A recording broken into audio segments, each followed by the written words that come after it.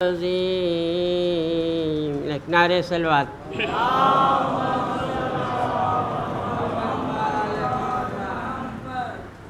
خداوند عالم نے قرآن پاک کے القلم سورہ القلم قلم کا سورہ ہے، اس میں جو ہے پروردگار فرما رہا ہے کہ میرے حبیب اخلاق کے کتنے اونچے درجے پر عظیم، لفظ عظیم ہے، کبیر بھی ہوتا ہے عظیم ہوتا ہے، کبیر سے بھی بڑا عظیم ہوتا ہے، لفظ عظیم ہے، عظیمہ۔ تو اے میرے رسول تم اخلاق کے کتنے اونچے درجے پر، ایسا اخلاق تمام دنیا کے نبی آئے، دنیا کے تمام نبی آئے، ایک کم 1,24,000 انبیاء آئے، لیکن اللہ تعالیٰ نے کسی کتاب میں یہ نہیں بتایا کہ کوئی نبی ایسا ہوتا کہ جو خلق عظیم ہوتا۔ یہ مرتبہ، یہ رتبہ حضرت صلی اللہ علیہ وآلہ وسلم کے لیے ہے۔ یہ اخلاق کی تعریف جب خدا کر رہا ہو تو اس کے اخلاق کا کیا کہنا ہو۔ یہ اخلاق کی منزل پر آگے ہے، اور جب یہ اخلاق کے آگے منزل پر آئے تو اسی اخلاق کی منزل پر انہوں نے ہدایت بھی دینا شروع کیا۔ ایسے پیار کے عالم میں ہدایت دیا کہ یہ معصوم تھے، اور معصوم ہونے کے بعد یہ نبی تھے، یہ نبی ہونے کے بعد ایسے اخلاق کے مرتبے پر ہوئے کہ خداوند عالم نے کسی نبی کو اپنے پاس بلایا نہیں۔ سوچنے کی بات ہے، فکر کیجئے کہ نبی کیسا تھا میرا۔ نبی کی تعریف سنو گے مسلمانوں، سن لو کہ جب اخلاق کے اتنے درجے پر پایا ہے پروردگار نے تو معراج میں بلایا ہے۔ ایک نعرہ صلوات۔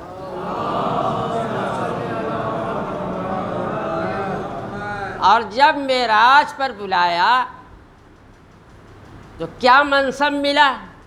نبی تھے، خلق عظیم پر فائز ہوئے، اور تمام نبیوں کے نبی تھے، سردار الانبیاء تھے۔ تو جب بلایا تو کیا مرتبہ ملا ہے؟ امام الانبیاء، علی امام الانبیاء۔ پروردگار تو بتا دے کہ امامت کتنی منزل پر ہے۔ امامت کی منزل کو سن لو اے مسلمانوں، تم کہاں جا رہے ہو اپنی بدحواسی پر؟ تمہارا ہوش اڑ گیا؟ قرآن پڑھ لو۔ قرآن فہمی نہیں ہے، یہ غلط فہمی ہے۔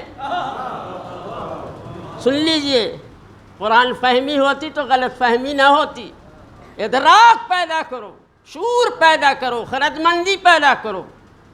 ذرا سا سوچو تو کہ خلق عظیم پر ایسا فائز ہوا میرا رسول کہ حبیب کو بلا لیا۔ حبیب کی جدائی گوارا اللہ کو نہیں ہوئی، ایک رات کے لیے بلا لیا۔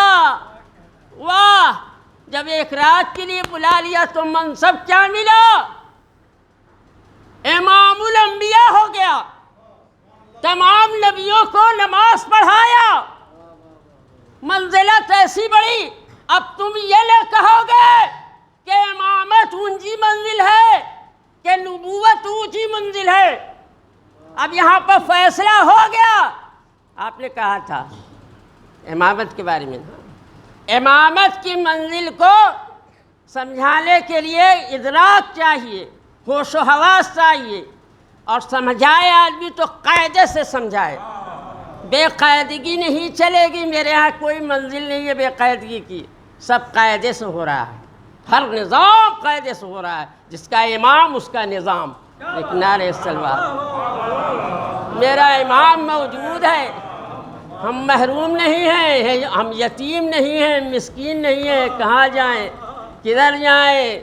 یہ ادراک اللہ کی طرف سے ہو رہا ہے، امام کی طرف سے عطا کیا جا رہا ہے۔ ابھی دیکھیے یہ عزادار آئے ہیں، سارے کے سارے حوصلہ رکھ کے آئے ہیں کہ 2 فقرہ امام حسین کی شان بھی کچھ بیان کر سکے، کچھ پڑھ سکے، تمنا ہوتی ہے۔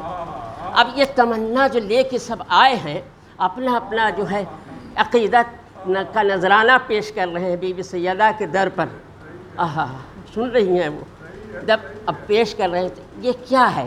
یہ الگ الگ عنوان ہے، الگ الگ ذہنیت ہے، الگ الگ ہوش مندی ہے، خرد مندی ہے، جو بھی اس کہیے اپنی نوازش کو پیش کر رہے ہیں۔ تو یہ کیا ہے؟ یہ امامت کی وہ منزل ہے جس کے بارے میں سرور کائنات نے کہا ہے کہ یہ کشتی نجات ہے، یہ کشتی نجات ہے امامت، امام حسین کشتی نجات ہیں۔ اور جب امام حسین نجات کی کشتی ہے تو یہ نوح کی کشتی سے ملا لیجئے کہ نوح کی کشتی میں 82 آدمی تھے اور یہ سارے کے سارے نماز پڑھ رہے تھے۔ کچھ تو دریا کی طرف دیکھ رہے ہوں گے، کچھ پانی کی طغیانی دیکھ رہے ہوں گے، کچھ پانی کی روانی دیکھ رہے ہوں گے، کچھ نماز پڑھ رہے ہوں گے، کچھ تسبیح کر رہے ہوں گے، کچھ تسمیح کر رہے، ہر رنگ کے تھے مگر سب ایک تھے۔ ہر رنگ کی مجلس ہو رہی ہے، ہر رنگ کی تقریریں ہو رہی ہیں، ہر رنگ کے جو ہے الفاظ ادا کیے جا رہے ہیں، آپ سن رہے ہیں۔ لیکن یہ سمجھ لیجئے کہ یہ سب بی بی سیدہ کی عطا کی ہوئی چیز ہے، جس نے اور جناب زینب کی صفیازہ بچھائی ہوئی۔ یہ صفیازہ کا اثر ہے کہ جو علم حاصل ہو رہا ہے، یہ خیرات بندی دی جا رہی ہے۔ تو جب امام الانبیاء، اور یہی وجہ ہے کہ حضرت ابراہیم علیہ السلام کو جو منصب ملا ہے تو وہ پہلے نبی تھے، خلیل بھی تھے، دوست بھی تھے اللہ کے، اور بیٹا بھی نبی تھا، بیٹا نبی تھا، خود بھی نبی تھے، بیٹا بھی نبی تھا۔ اب تمنا کس چیز کی ہوئی ابراہیم کو؟ پروردگار میری ذریت میں کوئی امام بھی ہوگا۔ امام کی تمنا جب کرے تو سمجھ لو کہ امامت کا منصب سے آگے کوئی منصب ہے نہیں، امامت کے منصب سے آگے کوئی منصب ہی نہیں ہے۔ یہ ہمارے مذہب کا عقیدہ سن لو، ہوش میں آ جاؤ کہ امامت جو ہے آگے کی منزل ہے، اسی لیے رسول اللہ کو اللہ نے امامت کی منزل پر بلایا اور منصب دیا امام الانبیاء کا، اور یہ امام الانبیاء بنے۔ اب کتنے امام ہیں قرآن کی دلیل سے؟ ہماری نظر میں تو ہم تو جاہل آدمی ہیں، مگر پھر بھی مولا کے چاہنے والوں میں سے ہیں۔ ایک ادنا غلام عطا ہوتا ہے، کچھ بھی ہو، مگر ہماری نظر میں تو یہی ہے کہ 14 امام ہیں۔ سن لیجئے، 12 امام تو ہدایت کے لیے ہم لوگوں کے لیے ہے، اور امام الانبیاء کون ہے؟ اور ابراہیم تو امام ہیں، تو کتنے ہوئے؟ ابراہیم، حضرت صلی اللہ علیہ وسلم، اور یہ 12 امام، 14 کا عدد ہے۔ ہوشیار ہو جائیے، یہ 14 ہی ہیں، ہر جگہ پر 14 ہیں، اور اس دائرے میں بی بی سیدہ معصومہ ہے۔ ایک نعرہ صلوات۔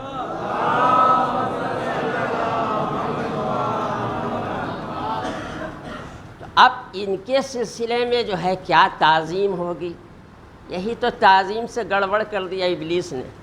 آئے ہائے ہائے، آدم کا جب پتلا بنا تو اس کو اس میں اتنی مخالت ہو گئی اور اتنی دشمنی اس کی بھڑک گئی دیکھ کے نور کا، انوار محمدی کو، کہ اس میں 14 ستارے چمکتے ہوئے جب نظر آئے تو اس کی دشمنی بھڑکی، اور جب دشمنی بھڑکی تو سجدہ نہیں کیا۔ اب بتائیے کہ اللہ کا سجدہ کرنا تھا، اس کو شیطان کو اور کیا، چپے چپے پر سجدہ کیا، لیکن سجدہ جو ہے اس طرف کیوں نہیں کیا؟ تو یہ اگر اس کی ہمت ہوتی ابلیس کی تو وہ یہ کہہ دیتا فرشتوں سے شرک ہے، بدعت ہے۔ فرشتوں کا مجال نہیں ہے۔ قرآن پاک سن لیجئے، یہ سارا جو ہے ترجمانی اردو میں ہم بتا رہے ہیں۔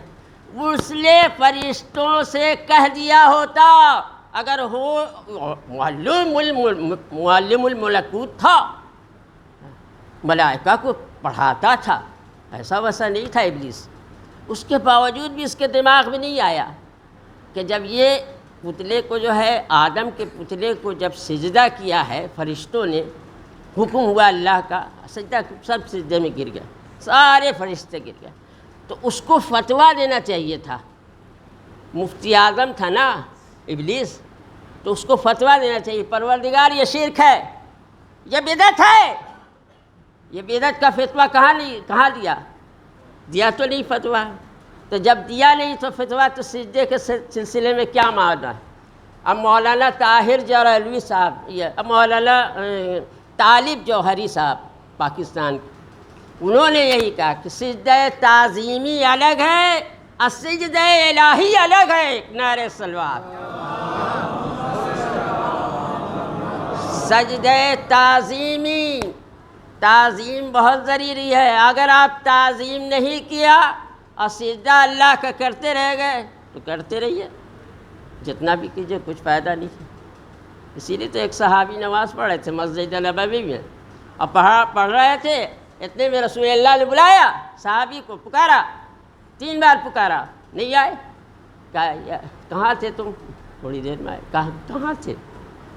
کہا میں یا رسول اللہ میں نماز پڑھ رہا تھا۔ کہا کہ نماز کس کی دی ہوئی ہے، کس کی بتائی ہوئی ہے، کس کے حکم سے نماز پڑھ رہے تھے؟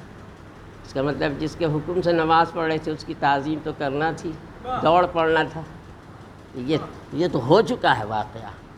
سجدہ تعظیمی ہے، سجدہ الہی ہے، ہر چیز کا ایک طریقہ ہے، 2 لائن ہے، 2 پٹری پر ٹرین چل رہی ہے، اور اسی طریقے سے 2 پٹری پر اسلام بھی چل رہا ہے، ایک قرآن ناطق ہے اور ایک قرآن صامت ہے، نعرہ صلوات۔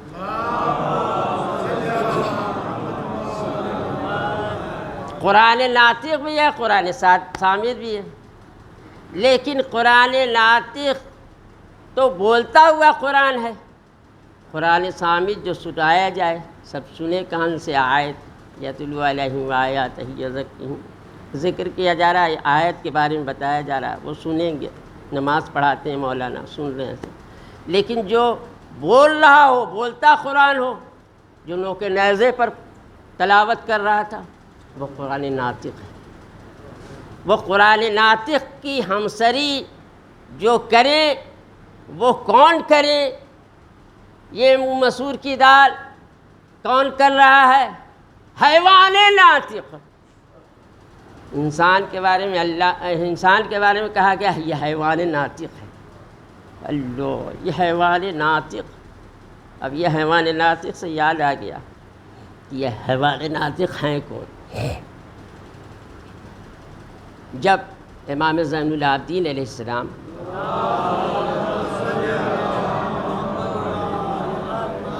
حج کے لیے گئے ہیں تو حج میں ان کے غلام کہہ رہے ہیں کہ مولا بڑی خوشی کی بات ہے، آج اس سال تو بڑے حاجی آئے ہیں، اتنے حاجی آئے ہیں، اتنے حاجی آئے ہیں کہ وہ تو خوش ہو رہے ہیں۔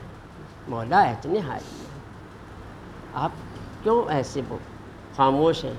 مولا نے جواب دیا تم کو حاجی جب نظر آ رہے ہیں تو کس طریقے کے نظر آ رہے ہیں؟ تم میرے 2 انگلیوں کے درمیان میں غور سے دیکھو۔ جب اس نے دیکھا تو کہا کہ 5 حاجی نظر آ رہے ہیں، 5 سے چھٹا کوئی نظر نہیں آ رہا۔ کہا تم اپنا نقشہ دیکھو۔ کہا مولا آدھا دھڑا انسان کا ہے، آدھا دھڑا حیوان کا ہے۔ کہا کہ تم آدھے ادھر ہوتا آدھا ادھر، ایک نعرہ صلوات، تم آدھے ادھر ہو آدھے ادھر ہو۔ یہ سب سے بڑی چیز یہ ہے کہ یہ کیوں حیوان نظر آئے؟ کیونکہ حیوان ناطق تھے، بشکل انسان حیوان ناطق۔ کہاں وہ قرآن ناطق کا مقابلہ جب کرنے کے لیے کوئی حیوان ناطق آ جائے تو اس کے پاگل پن کا کیا جواب ہوگا؟ جس وقت حضرت علی علیہ السلام بعد رسول منبر پر تشریف لا رہے ہیں، 3 کا معاملہ ختم ہو چکا، دور ختم ہوا، چاہے تم منبر پر سب سے اونچائی پر گئے ہیں رسول اللہ کے بعد، اور یہ تیسری خلافت کے بعد تشریف لائے منبر پر، تو ممبر پہ آئے تو جہاں رسول اللہ بیٹھتے تھے وہاں بیٹھنے لگے، تو ایک نابکار نے جو ہے کچھ الفاظ استعمال کیا، تو حضرت علی کو غیظ آ گیا۔ حضرت علی نے کہا کہ بھونکنا بند کر، بس یہ لفظ استعمال کیا ہے کہ وہی شکل بن گیا۔ اب وہ شکل وہ جب بن گیا تو پورے مجمع میں جو ہے اس کا تہلکہ مچ گیا، بھگاؤ بھگاؤ بھگاؤ، یہ کہاں سے جانور آ گیا؟ ارے وہ تو ایسا نابکار بھگایا گیا کہ جب بستر پر جو ہے گیا ہے بیوی کے تو وہاں سے بھی بھگایا گیا۔ اللہ، اس کو 2-4 روز باندھ کے رکھا، یہ پورا واقعہ ہے۔ اس کو 2-4 روز جب باندھ کے رکھا گیا تب اس کے بعد اس کی بیوی آئی اور اسے کہہ دیا کہ تم نے حضرت علی کی توہین کیا ہے، خدا کی قسم تم نے حضرت علی کی توہین کی، اب چلو تم کو ہم پہ لے کے جائیں گے۔ اس کے بعد جو ہے معافی مانگا ہے، میرا شوہر، مولا اب ہم بے سہارا ہو جائیں گے، یہ کیا ہو؟ تب اصلی روپ انسان کا اختیار کیا ہے، تب انسان بن گیا، جیسے آدم کی اولاد بن گیا۔ یہ آدم کے پتلے کے سلسلے میں یہ حالت ہے، تو حضرت علی وہ ہیں جو آدم آب و گل کے درمیان تھے۔ اس وقت یہ نور تھا، یہ 14 نور نظام قدرت ہے۔ جب اللہ نے اپنے کو پہچنوایا تو انہی کے ذریعے پہچنوایا، اور جب ان کے ذریعے پہچنوایا تو عرش پہ بھی پہچنوایا، فرش پہ بھی پہچنوایا۔ آپ اکثر دیکھتے ہوں گے بہت سے ایسے بچے سب ہیں جو ایک دوسرے کا نقشہ کھینچتے ہیں دوستی کے تحت، سوچتے ہیں جیسا لباس اس نے پہنا ہم بھی پہنیں گے، ہم دوستی میں ہیں، ایک ہی شرٹ بنائیں گے، ایک ہی جبرے، ایک ہی طرح کا لباس پہنیں گے۔ اب وہ بہت پکا سچا دوست ایک دوسرے کے ہیں، مطلب وہ بھی وہی پہن رہا ہے، وہ بھی وہی پہن رہا ہے، وہ اتنی دوستی اتنی گہری، جو کھا رہا ہے وہ کر رہا ہے، جو اس کے ہاتھ پیر اس طریقے کے ایک ہی قد و قامت کے ہیں، چن لیا دوست کو تو بس ایک ہی دوست ہیں ان کے، بس وہی۔ اب وہ دوستی کے تحت جو ہے ایک ہی لباس پہن رہا ہے۔ اب بتائیے کہ ایسی گہری دوستی، جس کو اللہ دوست رکھ رہا تھا تو وہ کیا کیا؟ عرش بری پر کون نظر آیا؟ وہی انگوٹھی نظر آئی، وہی شباہت نظر آئی، وہی لہجہ نظر آیا۔ ایک نعرہ صلوات، آپ لوگ کہاں ہیں؟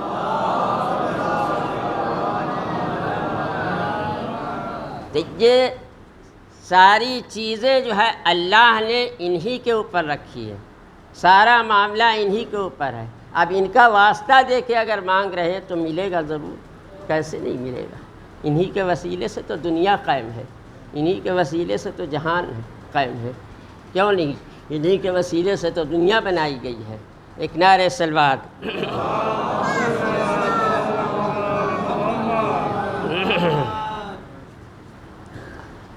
یہ دیر ہو گئی ہے بہت، ذرا سا قلیل وقت میں۔ یہ